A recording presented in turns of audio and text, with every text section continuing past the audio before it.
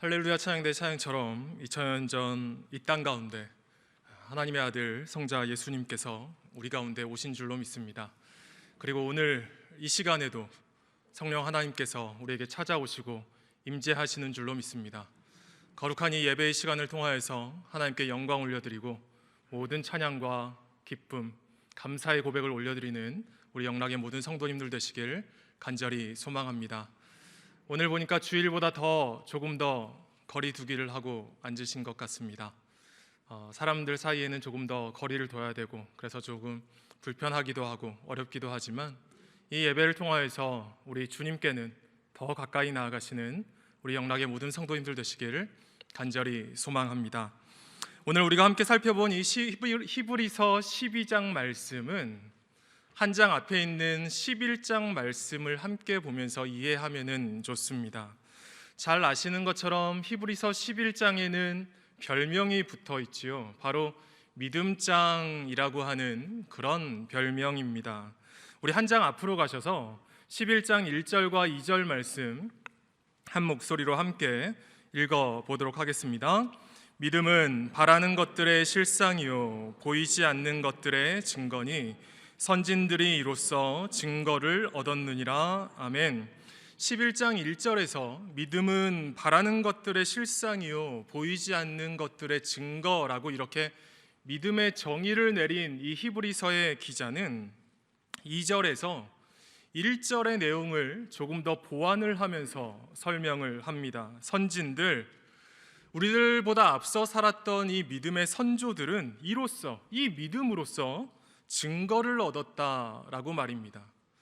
여러분, 여기서 증거를 얻었다라는 말씀이 조금 무슨 뜻인지 이해하기 어려우실 수가 있는데요, 이 헬라어는 인정받았다, 또 증언되었다라고도 번역될 수 있는 그런 단어입니다. 그래서 새 번역 성경에는 이 말씀을 이렇게 번역을 하였습니다. 선조들은 이 믿음으로 살았기 때문에 훌륭한 사람으로 증언되었습니다. 또 현대인의 성경에서는 이렇게 번역을 했더라고요. 옛날 사람들도 이 믿음으로 하나님의 인정을 받았습니다. 무엇인가요? 믿음으로 살아갈 때에 하나님께서 그 믿음으로 살아가는 그 사람을 하나님께서 증언해 주신다라는 것입니다.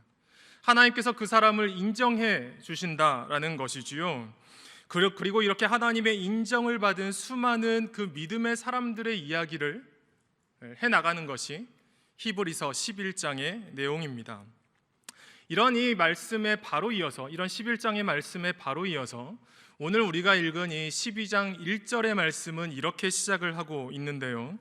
이러므로 우리에게 구름같이 둘러싼 허다한 증인들이 있으니, 여러분, 이 12장 1절에 나오는 허다한 증인들이 누구입니까? 앞선 11장에서 언급했던 그 믿음의 선조들인 것입니다. 수많은 믿음의 선조들, 그 믿음의 증인들이 바라보고 있는 이 자리에서 우리에게 요구되는 것이 무엇이냐 하면은요, 우리 1절 전체의 말씀을 다시 한번 읽어보도록 하겠습니다. 이러므로 우리에게 구름같이 둘러싼 허다한 증인들이 있으니 모든 무거운 것과 얽매이기 쉬운 죄를 벗어버리고 인내로써 우리 앞에 당한 경주를 하며. 아멘. 우선 이 히브리서 기자는 우리가 걸어가는 신앙의 길, 믿음의 길을 경주로 비유하면서 설명을 하고 있습니다. 운동 경기와 비교를 하면서 설명을 하고 있는 것입니다. 우리보다 먼저 그 믿음의 길을 잘 달려갔던 그 믿음의 선조들 앞에서 우리에게 맡겨진 믿음의 길을 너희도 잘 달려가라 말씀하고 있는 것입니다. 그런데요, 오늘 말씀은 우리에게 이렇게 우리가 해야 할 것만 말씀하지 않으십니다. 너희들 이 믿음의 경주를 잘 달려가야 된다, 너희들 이것을 잘 감당해야 된다, 이런 당위성만 말씀하시는 것이 아닙니다. 그것만 말씀하시는 것이 아니라 어떻게 하면 이 믿음의 경주를 잘 달려갈 수 있는지 그 비결에 대하여서도 우리에게 말씀해 주시는 것입니다. 성도 여러분, 오늘 우리가 살펴본 이 히브리서 말씀을 통하여서 우리에게 주어진 그 믿음의 길을 잘 달려갈 수 있는 그 비결을 배우는 우리들 모두가 되실 수 있기를 간절히 소망합니다. 그래서 우리들도 우리에게 주어진 그 믿음의 경주를 잘 마치고 우리들 앞에 있는 그 믿음의 선조들처럼 하나님께 인정받는 거룩한 하나님의 백성들, 거룩한 인생들 다 되시기를 간절히 소원합니다. 그렇다면 이 믿음의 경주를 잘 달려갈 수 있는 비결이 무엇입니까? 첫 번째는요, 우리 몸을 가볍게 해야 한다라는 것입니다. 1절에서 말씀하지요, 모든 무거운 것과 얽매이기 쉬운 죄를 벗어버려야 한다라고 말입니다. 제가 우리 영락교회에 와서 생긴 취미가 하나 있습니다. 처음 영락교회에 부임을 하고 교회에 있는 그 목양관에 살 때에 새벽 기도를 마치고 가까이 있는 남산 둘레길을 걸었습니다. 그런데 매일 걷기만 하니까 조금 지루해지더라고요. 그래서 어떤 날은 남산 타워까지 이렇게 올라가 보기도 하고 어떤 날은 좀 다른 길로 해서 저기 이태원 한남동 쪽으로 내려가 보기도 했는데 그래도 계속 걷기만 하는 게 지루했습니다. 그런데 그렇게 매일 걷던 제게 보이기 시작한 것이 있었는데 바로 그 새벽에 걷는 저와는 다르게 뛰시는 분들이 계시다는 것이었습니다. 그리고 그렇게 뛰시는 분들 중에는 저보다 훨씬 나이도 많으신 어르신들도 열심히 뛰시는 것을 보면서 나도 저렇게 한번 뛰어볼까 하고 저도 달리기를 시작했습니다. 그런데 제가 이전에는 달리기와는 전혀 상관이 없는 사람이었거든요. 달리기를 운동이라고 생각해보지 않은 그런 사람이었습니다. 평소에 그렇게 안 뛰던 제가 달리기를 시작하려고 하니까 처음에는 너무 힘들었습니다. 이제 둘레길을 걸어보신 분들은 아시겠지만 오르막과 내리막이 있지 않습니까? 그 짧은 오르막도 올라가지를 못해서 힘들어하던 게 저였습니다. 그런데 지금은 어떤지 아십니까? 매일은 아니지만 꾸준히 걷고 뛰는 운동을 하니까요, 평소에는 한 5km 정도, 많이 뛸 때는 일주일에 한 번 정도는 한 번에 10km 정도를 뛸 수 있는 체력이 되었습니다. 제가 이렇게 달리기를 하면서 깨달은 것이 하나 있는데요, 그것은 바로 달리기를 잘 하기 위해서는 내 몸을 가볍게 해야 한다라는 것입니다. 춥다고 평소에 입는 두꺼운 패딩 점퍼나 일상생활에서 입는 면으로 된 재질의 옷을 입었다가는 달릴 수가 없습니다. 달리면서 흘리는 땀들이 그 옷에 그대로 흡수가 되면서 옷이 점점 무거워지는 것이지요. 그래서 요즘처럼 겨울의 추운 날씨 속에서도 적당하게 체온을 유지해주는 가벼운 옷을 입고 신발도 가벼운 신발을 신어야 멀리 달려갈 수가 있는 것입니다. 또 한 가지는 그렇게 달려갈 때에 쓸데없는 소지품들이 있어서는 안 됩니다. 뛸 때의 운동복과 운동화를 제외한 모든 물건들은 쓸데없는 다 거추장스러운 짐이 되어버립니다. 그래도 운동하다가도 권사님들께서 전화를 주시면 받아야 되니까 휴대폰 정도만 몸에 가지고, 그것도 주머니에 넣는 것이 아니라 팔에 단단히 묶어서 고정을 하고 다른 모든 것들은 다 집에 내버려 두고 나가야 됩니다. 이렇게 최대한 가볍게, 그리고 달리기에 방해되는 모든 것들을 다 제게서 치워버려야 달릴 수가 있는 것이지요. 오늘 이 히브리서 말씀도 이 동일한 원리를 우리에게 말씀해 주시고 있습니다. 경주에 나가는 선수들이 자기의 더 좋은 목표, 그 더 좋은 기록을 내기 위하여서 쓸데없는 모든 것들을 다 버려두고 다 치워버리는 것처럼 너희도 믿음의 길을 걸어갈 때에 그런 쓸데없는 것들을 다 치워버려야 된다, 이 말씀을 하고 계시는 것입니다. 여러분, 신앙생활에서 쓸데없는 것이 무엇입니까? 성경은 그것이 바로 우리에게 찾아오는 죄라고 말씀을 하십니다. 특별히 오늘 말씀에서는 얽매이기 쉬운 죄, 내가 쉽게 흔들리는 죄를 버려야 한다 말씀하고 계시는 것입니다. 여러분, 사람마다 약점이 있지요. 특별히 약한 부분이 있습니다. 어떤 사람은 돈에 얽힌 일들에 굉장히 약한 이들이 있습니다.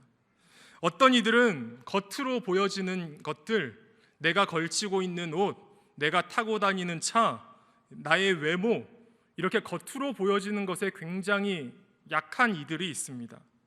어떤 이들은 즐거움을 주는 일들에 대해서 굉장히 약한 이들이 있습니다. 내가 즐거워하는 일을 할 수만 있다면 나의 시간, 내 노력, 그것들을 다 포기하고 거기에 몰두해서 집중해버리는, 빠져버리는 그런 사람들이 있습니다. 이런 약점들은 먼저는 우리들 스스로가 너무도 잘 알고 있죠. 내 약점이 무엇인지를 내가 너무 잘 알고 있습니다. 그런데 그런 우리의 약점을 또 너무도 잘 알고 있는 사람은 아니고요, 또 너무도 잘 알고 있는 이가 있습니다. 누군지 아십니까? 바로 사탄 마귀입니다. 마귀도 우리의 약점을 너무도 잘 알고 있어서 우리의 가장 약한 그곳을 건드려서 그것을 통하여서 우리를 넘어지게 하려 한다라는 것이지요. 그러므로 얽매이기 쉬운 죄를 우리가 어떻게 버릴 수가 있겠습니까? 내가 약한 그 부분에 유혹이 찾아올 때에 빨리 피해버려야 하는 것입니다. 의도적으로 그 자리를 빨리 벗어나 버려야 하는 것입니다. 마틴 루터가 이런 말을 했다고 합니다. 날아다니는 새가 내 머리 위로 날아가는 것은 막을 수 없다. 하지만 내 머리에 둥지를 트는 것은 막을 수 있다라고 말입니다. 내가 약한 그 죄에 대한 유혹이 찾아오는데 가만히 있다라는 것은 그 죄를 짓겠다라고 마음을 먹은 거나 마찬가지인 것이죠. 그 죄가, 그 새가 둥지를 틀기 전에 빨리 내쫓아 버리든지 어떤 조치를 취해야 하는 것입니다. 빨리 그 유혹의 자리를 벗어나야 하는 것입니다. 여러분, 이것을 잘했던 사람이 누가 있었습니까? 창세기의 요셉이 바로 이 일을 잘했습니다. 얼마 전까지 새벽 기도에서 우리가 창세기 말씀을 살펴보았기 때문에 여러분 너무도 잘 알고 계시지요? 네, 한 분도 말씀을 안 하시지만 다 기억을 하실 줄로 믿습니다. 요셉은 보디발의 아내가 요셉을 유혹할 때에 머뭇거리지를 않았습니다. 창세기 39장의 말씀을 살펴보니까요, 보디발의 아내는 날마다 매일 요셉을 유혹했다라고 합니다. 그런데 요셉은 그런 보디발의 유혹에 그 유혹의 말을 듣지도 않고 함께 있지도 않았다라고 되어 있습니다. 결국 보디발의 아내가 요셉의 옷을 붙들고 유혹할 때에 요셉이 어떻게 하였습니까? 자기 옷을 버려두고 도망쳐버리지 않습니까? 자기가 죄를 지을 만한 그런 가능성을 조금도 남겨두지 않았던 것입니다. 그리고 요셉은 이렇게 성적인 유혹 앞에서도 자신을 지킨 것이 아니라 재정적으로도, 돈의 문제 앞에서도 정직했던 것을 우리는 성경 말씀을 통하여서 짐작을 해볼 수가 있습니다. 여러분, 요셉의 기록을 잘 살펴보면은요, 자꾸 반복되는 말씀이 있습니다. 무슨 말씀이냐 하면은요, 요셉이 가는 곳마다 사람들이 요셉에게 다 맡겨버린다라는 것입니다. 요셉이 보디발의 집에 노예로 팔려가게 되었는데 보디발이 자기 재산을 다 요셉에게 맡겨버립니다. 요셉이 나중에 억울한 누명을 쓰고, 그 보디발 아내에 의하여서 억울한 누명을 쓰고 감옥에 갇히게 되었는데, 감옥의 간수장은 감옥에 있는 사람들과 감옥에서 처리할 그 모든 일들을 요셉에게 다 맡겨버립니다. 그리고 요셉에게 맡겼던 것은 살펴보지를 않았습니다. 신경 쓰지를 않았다는 것이지요. 요셉을 믿었다라는 것입니다. 그리고 결국 어디까지 가게 되었습니까? 애굽의 바로 왕이 애굽의 온 나라를 요셉의 손에 맡겨버리게 되는 것입니다. 요셉이 애굽의 총리가 되었을 때 바로 왕이 요셉에게 애굽 왕의 인장 반지를 주었다라고 합니다. 이 법을 만들 수 있는 이 인장 반지를 주었다라는 것은요, 법을 만들 수 있는 권한, 말하자면 거의 왕의 권한을 다 요셉에게 주었다라고 하는 것이나 마찬가지인 것입니다. 이 모든 일들 무엇을 말해주는 것입니까? 요셉은 믿을 만한 사람이었다라는 것이죠. 내 모든 재산을 맡겨도 좋을 만큼, 나라 전체를 맡겨도 좋을 만큼 깨끗하고 정직한 사람이었다라는 것입니다.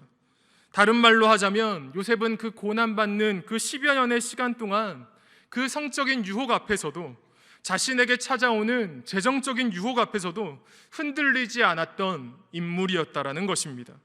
그리고 이렇게 요셉이 자신에게 주어진 그 믿음의 길을 잘 감당한 그 결과 어떤 일들이 벌어지는지 알고 계시지요? 요셉의 온 가족들이 살아나게 됩니다. 단순히 한 가족이 살아나는 것만이 아니라 하나님의 백성, 그 거대한 이스라엘 민족이 그 야곱의 가족으로 인하여서, 요셉의 가족으로 인하여서 생겨나게 되는 것입니다. 성도 여러분, 우리도 이렇게 이 믿음의 길 잘 감당할 수 있게 되기를 간절히 소원합니다. 그러기 위하여서 우리 삶을 좀 단순하게 만들어가는 우리들 되기를 원합니다. 믿음의 경주에 필요 없는 짐들, 쓸데없는 짐들, 특별히 우리가 얽매이기 쉬운 죄들을 자꾸 치워버리는 우리들 모두가 될 수 있기를 원합니다. 유혹의 자리가 찾아올 때에 빨리 그 자리를 피해버리는 우리들 모두가 될 수 있기를 원합니다. 이 설교문을 작성하는데요, 갑자기 옛날에 부모님, 할머니, 할아버지가 하시던 말씀이 생각나더라고요. 옛날에 어르신들은 쓸데없는 이 말을, 모르겠습니다, 저희 집에서만 그랬는지 모르지만 쓰잘데기 없는 것이라고 말씀하시더라고요. 여러분, 그 쓰잘데기 없는 것들에 우리의 마음을 빼앗겨 버려서 믿음의 경주도 하지 못하고 죄에 빠져버리는 이런 어리석은 인생이 되어버리는 것이 아니라 그 쓰잘데기 없는 것들 다 치워버리고 우리가 가야 할 그 믿음의 경주에 집중하며 달려가는 믿음의 사람들 다 되시기를 간절히 소원합니다. 그리고 이제 이 믿음의 경주를 잘하기 위한 두 번째 조건을 또 살펴보도록 하겠습니다. 우리 2절과 3절 말씀 함께 읽도록 하겠습니다. 믿음의 주요 또 온전하게 하시는 이 예수를 바라보자. 그는 그 앞에 있는 기쁨을 위하여 십자가를 참으사 부끄러움을 개의치 아니하시더니 하나님 보좌 우편에 앉으셨느니라. 너희가 피곤하여 낙심하지 않기 위하여 죄인들이 이같이 자기에게 거역한 일을 참으신 일을 생각하라. 아멘. 믿음의 경주를 잘 하기 위한 두 번째 조건은 바로 예수님을 바라보는 것입니다. 달리기를 하다 보면 처음부터 끝까지 동일한 체력 상태로, 똑같은 상태로 달릴 수가 없습니다. 달려갈수록, 뛰어갈수록 우리 몸은 지쳐가는 것이지요. 숨이 가빠오고 다리가 무거워집니다. 어쩔 때는요, 길게 달리다 보면 정말로 이러다가 죽겠구나라고 하는 데드포인트가 찾아올 때도 있습니다. 오늘 3절 말씀도 바로 그 말씀을 하시는 것입니다. 너희가 피곤하여 낙심하지 않기 위하여, 그 믿음의 경주를 할 때에 피곤하고 낙심할 때가 찾아온다라는 것이지요. 힘이 빠져버리고 지쳐버릴 때가 찾아온다라는 것입니다. 그때 우리가 해야 할 일은 예수님 바라보는 것입니다. 예수님을 생각하는 것입니다. 하나님의 아들 예수님은 어떤 분이십니까? 저주를 받은 죄인들이 달리는 것이라는 그 십자가의 수치를 참아내신 분이십니다. 피조물인 사람들, 피조물인 그 죄인들이 거룩하신 창조주이신 성자 하나님을 거역하는 것을 참아내시고 죽음까지도 받아내신 분, 죽음까지도 감내하신 분이 바로 우리 주님 예수님이신 것입니다. 오늘 하나님께서는 바로 그 예수님이 믿음의 주요 온전하게 하시는 이다 말씀하고 있습니다. 여러분, 이 헬라어 말씀은요, 믿음의 창시자요 믿음의 완성자라고 번역될 수 있는 그런 말씀입니다. 예수님께서 그 모든 수치와 그 고난, 그 죽음까지도 참아내시고 인내하심으로써 믿음의 창시자, 믿음의 처음과 믿음의 완성자, 믿음의 마지막이 되셨다라는 그런 말씀인 것입니다. 성도 여러분, 믿음의 경주를 달려갈 때에 우리가 지치고 힘이 드는 그 순간에 믿음의 창시자요 완성자이신 예수님을 바라보는 우리들 모두가 될 수 있기를 원합니다. 오늘 우리가 당하고 있는 것보다 훨씬 더 큰 수치와 고난을 당하신 예수님, 그렇지만 그 모든 것을 참아내시고 인내하셔서 하나님의 뜻을 이루신 그 예수님을 바라보는 우리들 되기를 원합니다. 그리고 그 예수님 바라보면서 우리에게 다가오는 고난과 어려움도 인내하며 견디며 나아갈 수 있기를 간절히 소망합니다. 그리고 우리가 이렇게 이 믿음의 경주에서 지쳐갈 때에 또 명심해야 할 한 가지가 있습니다. 우리 5절과 6절 말씀도 함께 읽어보도록 하겠습니다. 또 아들들에게 권하는 것 같이 너희에게 권면하신 말씀도 잊었도다. 일러스되 내 아들아 주의 징계하심을 경히 여기지 말며 그에게 꾸지람을 받을 때에 낙심하지 말라. 주께서 그 사랑하시는 자를 징계하시고 그가 받아들이시는 아들마다 채찍질하심이라 하였으니 아멘. 우리가 믿음의 경주를 달려갈 때에 겪게 되는 그 어려움 중에 어떤 것들은 하나님께서 주시는 징계인 것들도 있다라는 것입니다.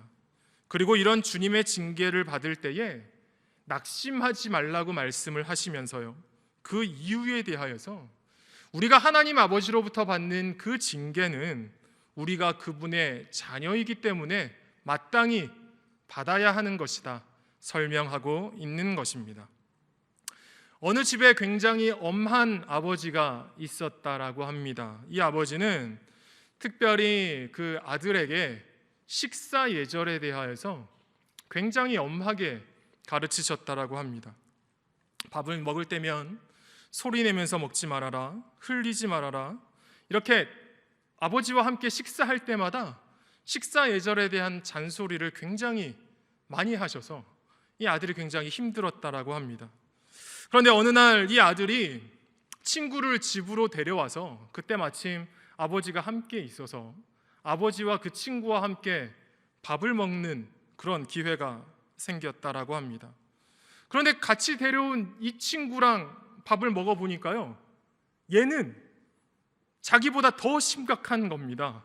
네, 소리도 요란하게 내고 밥을 막 흘리면서 먹고 음식을 입에 넣고 막 얘기를 하고, 그래서 아이고 너 이제 큰일 났다. 아들이 생각한 거죠. 너 이제 큰일 났다. 우리 아빠가 얼마나 엄한 분인데 너 오늘 여기서 우리 집에 와가지고 혼 좀 나겠구나, 큰 꾸지람을 듣겠구나, 이렇게 걱정을 하면서 식사를 하는데 웬걸요?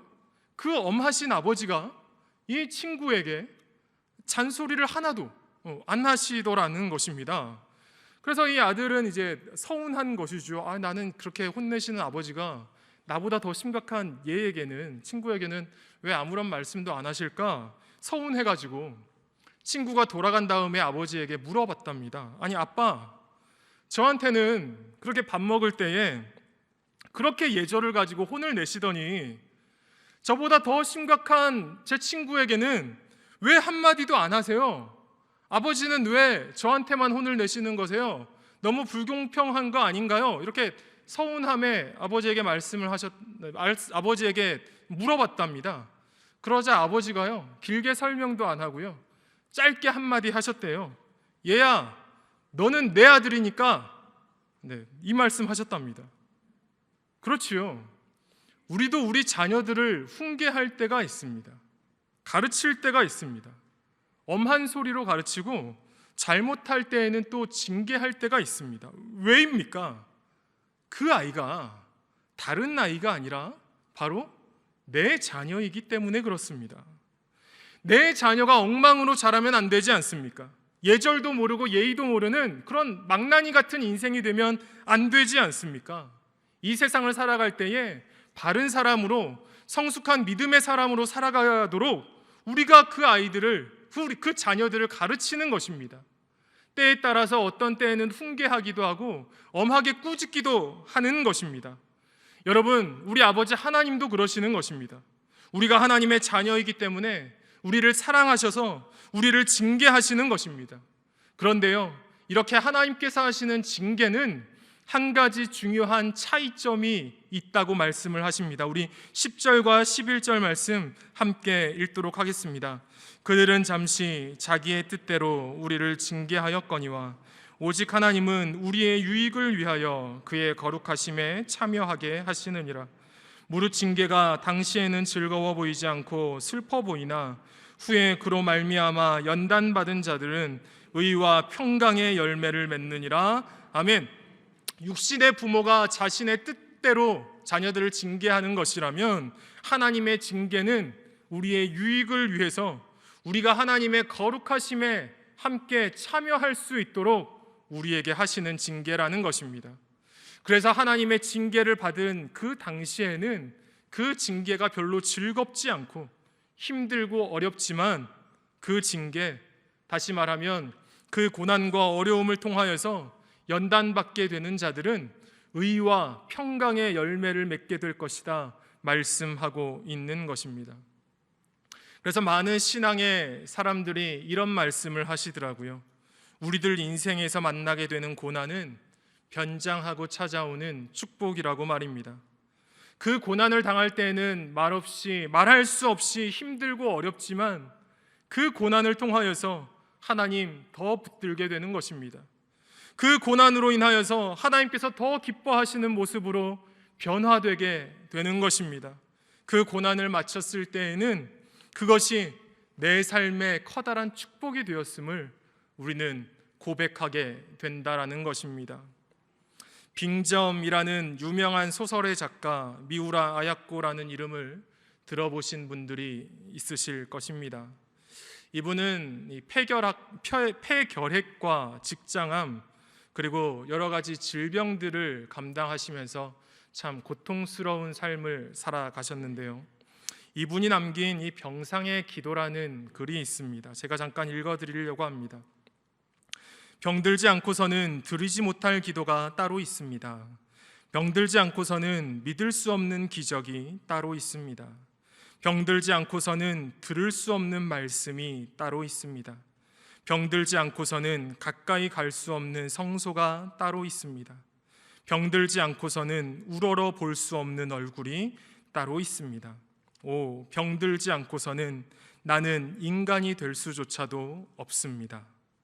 성도 여러분, 하나님께서도 때로 우리가 하나님의 거룩하심을 닮아가도록, 우리들 신앙이 더 성숙해 가도록 우리를 꾸짖으시고 징계하실 때가 있습니다. 그 하나님의 징계를 만날 때에 낙심하지 말고 변함없이 하나님 바라보면서 하나님 붙들고 나아가는 우리들 모두가 되실 수 있기를 소원합니다. 그 고난이 다 지나고 난 뒤에 그 고난 속에 숨어있던 하나님의 참된 뜻을 우리가 발견하게 될 것입니다.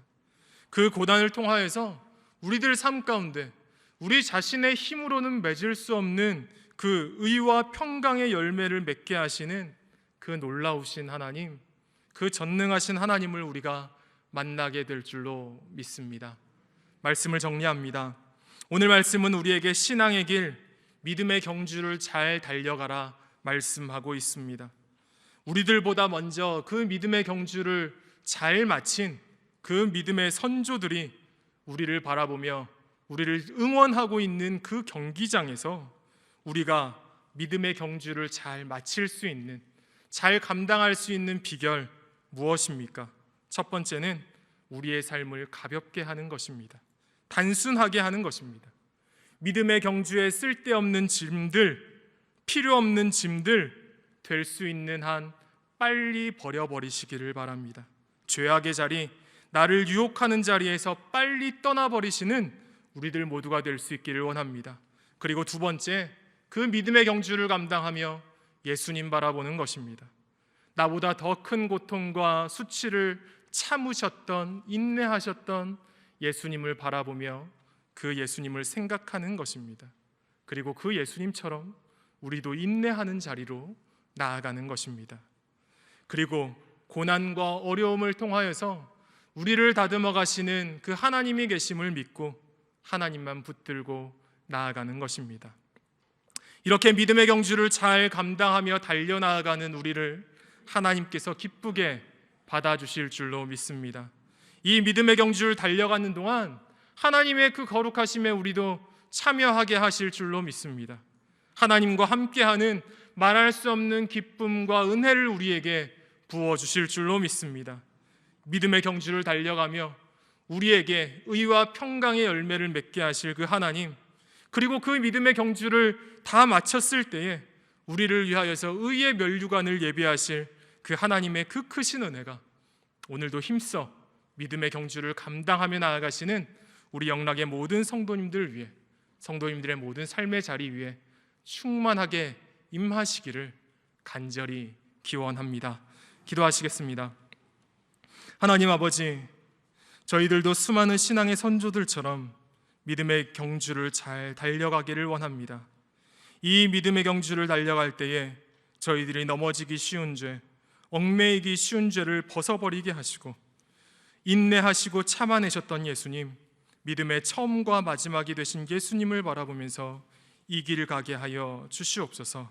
삶에서 고난과 어려움을 만날 때에 그 속에 숨어있는 하나님의 크신 뜻을 신뢰하면서 하나님께서 하실 일을 기대하는 소망이 저희의 힘이 되게 하여 주시옵소서. 코로나로 어렵고 쉽지 않은 삶이지만 오늘도 저희와 함께 하시는 성령 하나님과 동행하며 오늘도 저희에게 주어진 믿음의 길 잘 달려나아가는 영락의 모든 성도들 되게 하여 주시옵소서. 우리 구주 예수 그리스도의 이름으로 기도드리옵나이다. 아멘.